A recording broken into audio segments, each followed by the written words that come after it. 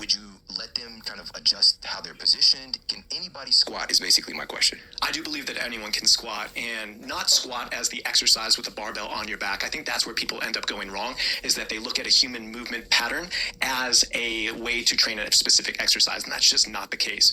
But I do believe that everyone has a unique squat pattern for them to be able to do things in daily life and able to get full range of motion, but it's going to look different at their stance, it's going to be different at their knee position, at their torso angle, at their depth. It's going to be unique to their anthropometrics, their body shape, their body size, and a whole lot of people don't have an appreciation for that because, again, we're looking at a one-size-fits-all model in movement, and we are really, in pain-free performance, looking at trying to mix and match the two most objective things in the world, which are pain and human movement. And if you look at those two things together, how can anyone ever squat the same as another person if their body is totally different? Yeah.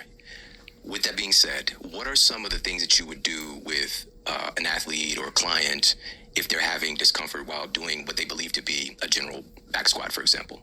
Well, there's two different ways to go at it. So it's like, do we want to train today or do we want to gain data? So if we want to train today, we can use common sense strategies to be able to position them into a good enough position. This is where we look at like screening a squat pattern, for an example, is that you have certain setup forms, certain technique cues that you can use to get somebody moving good enough that day so they can go and train, they're not going to get hurt, and they can elicit that stimulus that we're after. So whether that be changing their stance, whether it be go wider or more narrow, foot abduction, adduction, that's basically toe out position, or whether we actually start to teach them how to brace and how to create tension throughout their entire pillar, which are the shoulders, the hips, and the core together. That really unlocks their ability to feel safe and feel natural and feel stabilized so they can take that parking brake off of their system and actually start moving a little bit better. And when I think about moving better, it's more range of motion, more neutrality at the spine, the hips, and the shoulders, and something that you would look at and say, hey, that looks natural and that should feel good for the person. But that's where a vast majority of people need to go, is that they need to explore their movement a little bit more and know very well that they can't shove a round peg into a square hole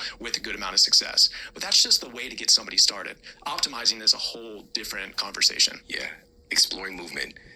That in and of itself is something that I don't think a lot of people do or give themselves permission to do. Yeah.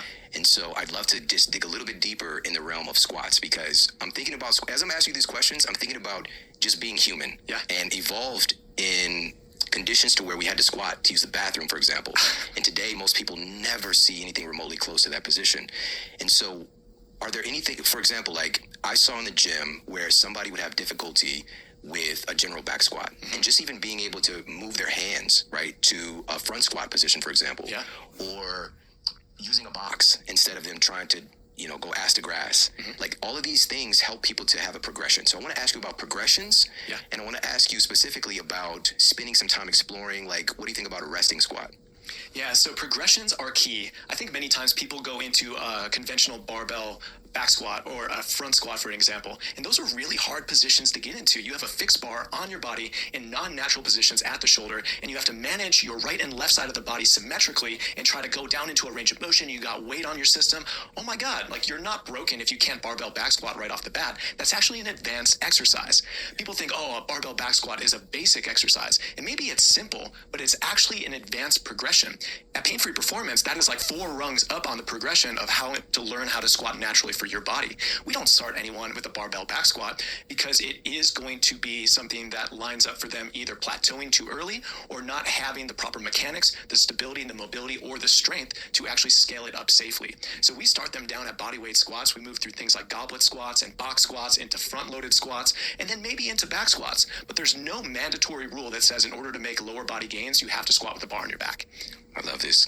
This leads to something else that's really a game changer. And again, when you said it, it was just like, of course that makes sense. And this has to do with breathing. This has to do with breathing during these different exercises. You just mentioned a goblet squat, and I thought about the breathing pattern, how it's different from other types of movements, but we're taught also to the Valsalva maneuver, right? Can you talk about what you were educated on as far as breathing and the truth about how we should be breathing when we're training? I was educated in the wrong realm. When it came to my advanced exercise science and my doctorate of physical therapy, I wasn't necessarily learning from people that were strength training themselves, and they definitely weren't working with clientele that had a progressive nature of strength training. But what we learned in terms of breathing and the way to do that while strength training was 2 totally wrong things. The first thing is, like, if you're going to lift heavy, just hold your breath, hope for the best, and hoist the weight. And then we're like, I don't think it works that way. And then the other one was like, hey, more conservative people would teach, hey, you're going to breathe out, and then you're going to breathe in, and then you're going to go breathe out out fully, and then you're going to breathe in fully. And all of a sudden you're under load, and this is the wrong cue as well.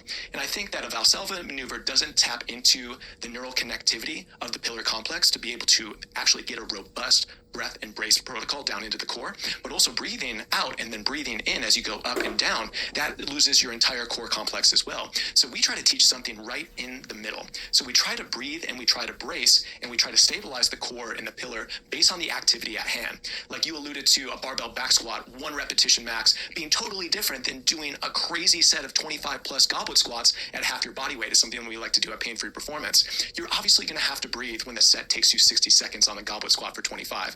And you don't want to be exchanging air when you're going for a 1 RM. But I think that we look at things so black and white when it comes to our breathing and our bracing protocols. It's either an all or none phenomenon. But many times we just need to have more common sense, look at what the activity is, what the exercise selection is, what the goal of the exercise is, and then also the set and rep schemes. So is the goal to grind? Is the goal muscular endurance? Is the goal to set a PR? These are 3 totally different things, but we need to be able to brace and breathe accordingly.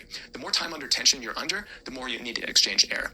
The more total duration of a set, the more you need to exchange air. The heavier the loads get, the less air you want to exchange. The overall nutrition in our food has taken a nosedive in recent decades. In fact, an analysis published by scientists at the University of Texas made an alarming discovery. 43 foods, mostly vegetables, showed a marked decrease in nutrients from the 1950s to 1999. According to that research, everything from vitamin A to calcium to iron and more has significantly declined. Again, if it's not in the soil, it's not in the food. It's the unsustainable farming practices that have obliterated our soil quality. But this is changing thanks to farmers who are dedicated to regenerative farming practices. And this is not easy to do in a market